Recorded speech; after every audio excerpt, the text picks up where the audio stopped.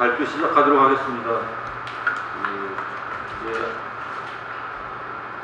주요 예상되는 주자들 중에서 이제 안철수 원장만 이제 선언을 하지 않았고, 나머지 주요 주자들은 이제 다 출마 선언을 한 상태입니다. 근데 이제 너무 후보들이 많기 때문에 여론조사에서 의미 있는 지지를 얻고 있는 5프로, 가나다 순으로 김두관, 문재인, 박근혜, 손학규, 정세균 후보의 출마 선언문을 중심으로 그 사람들이 이제 이 후보들이 과연 국정을 운영할 능력이 있는지를 검토해보는 시간을 갖도록 하겠습니다. 근데 이제 본격적으로 시작하기 전에 좀 말씀드리자면, 이게 각 당의 후보가 아니라, 물론 이제 박근혜 후보가 있긴 하지만 나머지는 다 민주당의 예비 후보들이기 때문에 사실 차이점을 찾기가 참 힘들었습니다. 이념의 사상도 비슷하고 내놓는 정책들도 거의 대동소이했기 때문에 거기서 이제 우열을 솔직히 제 마음속에서는 이제 나름대로 이제 순위를 매기고 있지만 우열을 가리기도 힘들고 차이점을 부각하기도 힘들었습니다. 그래서 저는 이제 본격적으로 비교 분석하기에 앞서서 이 대선 출마 선언문이라는 것이 크게 보면 한 정치인의 어떤 공적인 연설에 범죄에 속하기 때문에 좀 넓게 정치인의 연설이 가지는 의미가 무엇인지를 좀 살펴본 다음에 이제 구체적으로 비교 분석하도록 하겠습니다. 이제 단 한 번의 연설을 통해서 이제 무명의 인사가 전국적인 스타로 부각되는 일이 있지 않습니까? 우리나라는 비교적 서구에 비해서 연설의 중요성이 좀 과소평가되기 때문에 좀 드물지만, 비근한 예로 이제 오바마 대통령이 2004년에 민주당 전당대회에서 기조 연설을 함으로써 이제 전국적인 스타로 수상했고, 이제 그걸 발판으로 몇 년을 이제 대통령이 되지 않았습니까? 잘 알려지지 않았지만 미국의 레이건 대통령도 원래 직업은 영화 배우였지만 사람들이 그 사람의 정치적인 자질을 알아보게 된 것이 이제 1964년 베리 골드워터라는 공화당 대선 후보의 지지 연설을 했었거든요. 그 당시는 이제 레이건이 이제 배우로서의 역할보다는 지라는 기업의 이제 홍보 담당자로서 이제 TV 광고에도 이제 주로 출연하고 이런 상황이었는데, 골드워터의 지지 선언을 이제 지지 연설을 했는데, 그게 이제 많은 정치인들과 국민에게 큰 인상을 줘서 불과 이제 3년 후에 이제 캘리포니아 주지사에 당선되고 10여 년 후에 이제 대통령이 당선되는 그런 일이 있었습니다.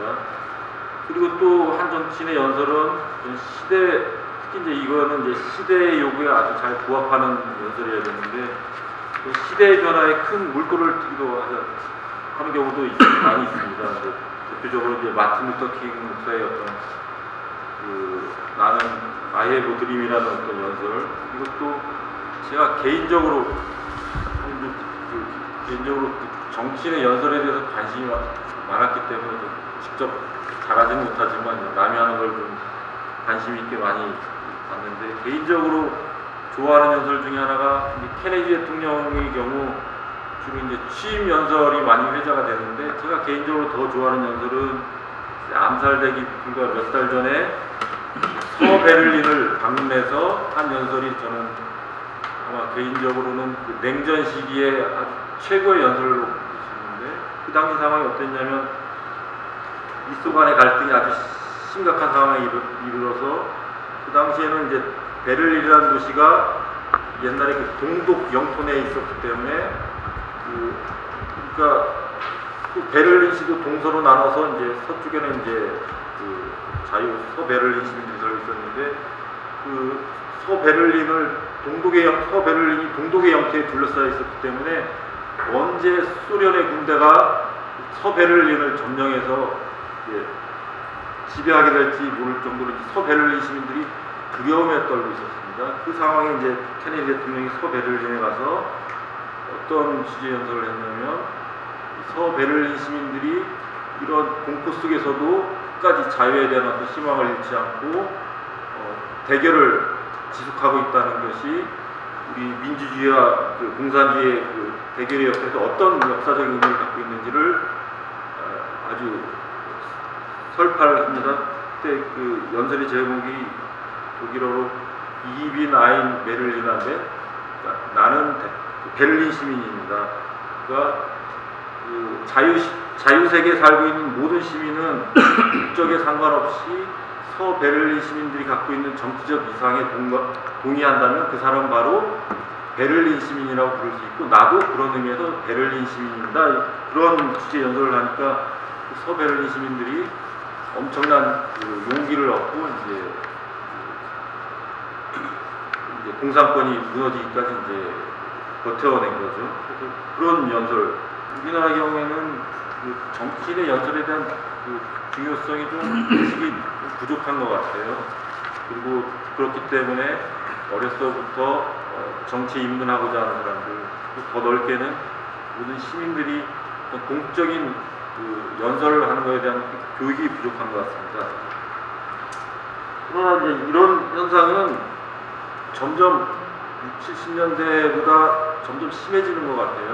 물론 이제 대중매체가 발달하면서 정치인이 가지고 있는 것을 보여줄 어떤 기회가 다양해졌기 때문에, 예를 들어서 지금 뭐 안철수 교수가 힐링 캠프에 출연한 걸로 이제 말이 많은데, 뭐 무릎팍도사라든가 예능 프로그램, 토크쇼에 나가서 정치인의 어떤 생각을 전달할 수단이 생겼기 때문에 뭐 연설이 정치인의 연설이 비교적 이제 주목을 덜 받는 것 같은데, 근데 60, 70년대만 해도 좀 지금과는 상황이 달랐던 것 같습니다. 그 김상현 전 의원의 그 회고록을 보니까 그분이 이제 전라도 깡촌에서 이제 초원의 꿈을 품고 이제 10대 때 이제 서울로 올라와서 주경 야독을 하면서 살았는데, 어렸을 때부터 이제 정치란 꿈을 가지고 주경 야독을 하면서 틈틈이 했던 것 중에 하나가 웅변학원을 다니는 거였습니다. 당연히 그 당시만 해도 당연히 정치인이란 연설을 잘해야 되기 때문에 웅변학원 다니는 게 아주 자연스럽게 여겨지던 시기였습니다. 그리고 또 재밌는 것은 김상현 씨가 김대중 대통령을 처음 만난 것도 그 자기가 다니던 웅변학원에였습니다. 이제 김대중 대통령이 선거에서 계속 떨어지고 이제 빈털터리가 돼서 이제 할 일이 없이 이제 서울로 올라왔는데, 그때 이제 그 학원의 부원장으로 취직을 했습니다. 김상현 씨는 이제 거기 이제 원생으로 다니다가 이제 둘이 만나는 그런 얘기가 나오는데, 그래서 우리 정치인들 중에서 뭐 김대중 대통령이나 노무현 대통령 같은 경우 아주 국민에게 큰 감동을 주는 어떤 명연설가라고 할 수 있는데, 이러한 정치인의 연설이 갖는 어떤 의미나 가치가 최근 들어서 이제 우리 사회에서 좀 약화되는 게 아닌가, 이런 우려가 있고, 또 이제 정치 철학적으로 봤을 때 정치인의 연설은 민주주의 발전과 큰 연관성이 있습니다. 이제 고대 그리스나 로마 같은 민주주의 가치가 존중되었던 사회에서는 그 정치인이 일반 시민들과 소통할 수 있는 가장 중요한 수단이 바로 연설이었고, 또 시민들 사이에서도 시민들 사이에 서로 의사 전달할 수 있는 수단이 공적 연설이었습니다. 그렇기 때문에, 그리고 또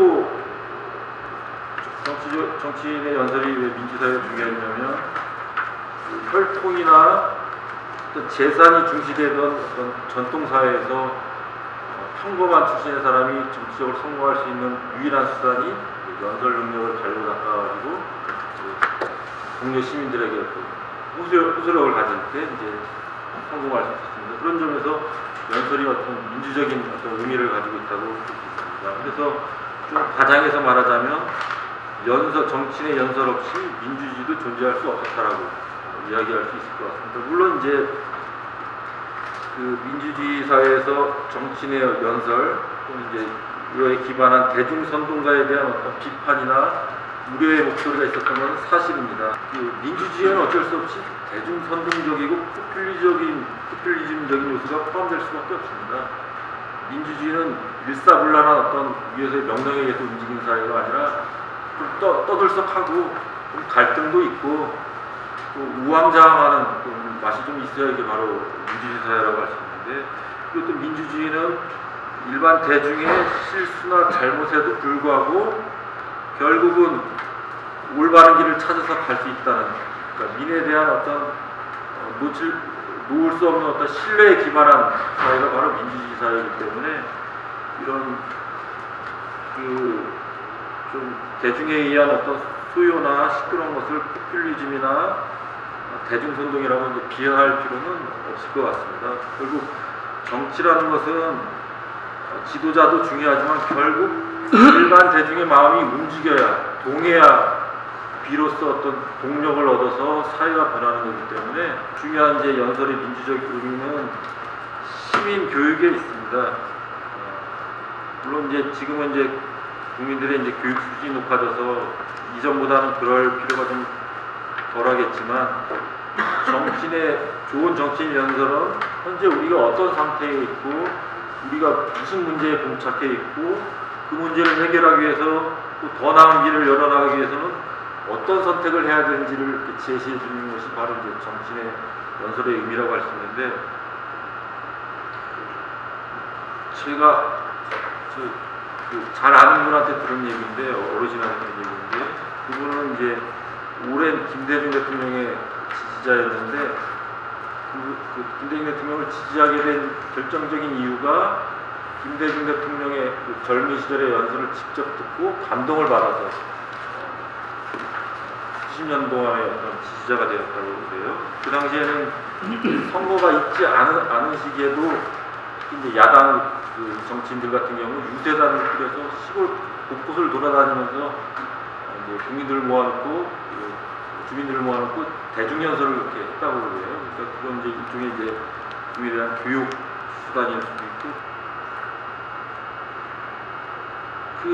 또 이제 정치인의 연설에 대한 어떤 부정적인 어떤 비판이나 공격은 뭐 우리나라뿐만 아니라 이제 미국에서도 있다고 할 수 있습니다. 지난 2008년에 이제 예를 들면 미국에서 이제 오바마가 이제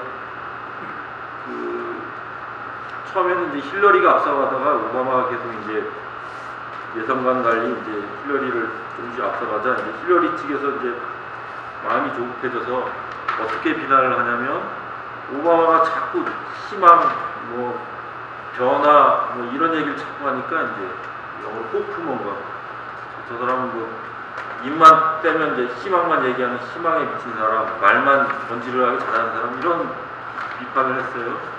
근데 여기에 대해서 오바마가 어떻게 반박을 했냐면, 저도 선거 기간에 그 연설을 보고 아주 감동을 받았는데, 결코 정치인의 연설이 말이 중요하지 않은 게 아니다.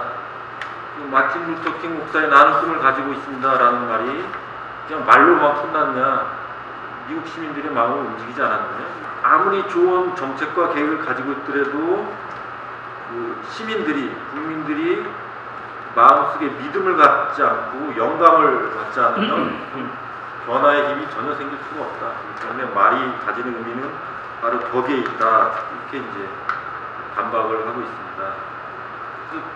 이제 대통령이 됐을 때 오바마의 능력이 이제 기대와는 다르게 좀 실망스러운 건 사실이지만, 어떤 변화와 희망의 메시지를 통해서 미국 국민의 마음을 움직이고, 그래도 한 걸음 더 미국이 이제 전진해 갈 수 있는데 큰 역할을 했다는 점에서 이제 과소평가할 필요는 없을 것 같습니다.